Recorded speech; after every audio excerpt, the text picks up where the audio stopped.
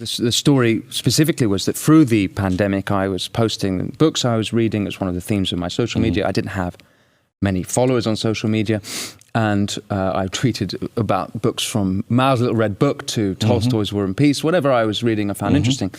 And one of the books, as I said, was Andy Ngo's book, and somehow it just completely exploded in a sort of Twitter storm. These things happen.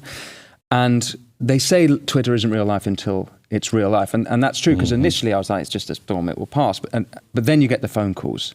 Then you get your friends, people you work with calling you up. Some of them are worried for you. Some of them are worried about what's going on. They don't understand what's going on. And then you slowly see your life unraveling.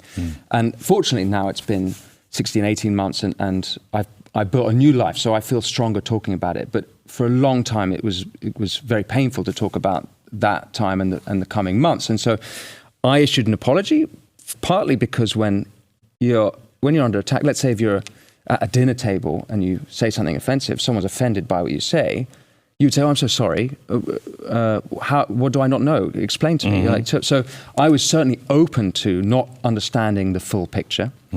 And I wanted to protect my bandmates who were getting pulled under the bus with me.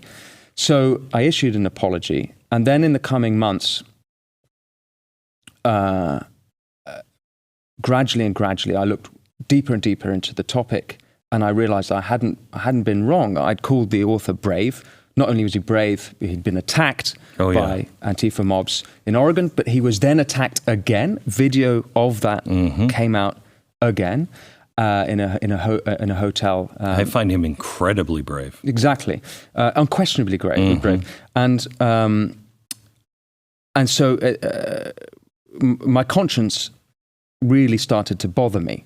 I was also frustrated that I felt like I was in some way excusing the behavior of Antifa by apologizing for criticizing it, which then made me feel, well, then I'm as bad as the problem, because I'm sort of agreeing that it doesn't exist, which I found very frustrating. Another point, by the way, I found it very frustrating that the left-wing media in this country and in my country don't even talk about it. We can all see this footage. We see it online. They don't talk about it. And that's part of my, I think, interest initially in tweeting about Andy's book, because I think people need to see what's going on. If you enjoyed this video, hit like and subscribe to our channel so you'll be sure to see similar videos from BlazeTV, with the added bonus of signaling YouTube that your voice and opinion still matters. And if you're looking for more great conservative content, check out one of the 2 videos suggested here.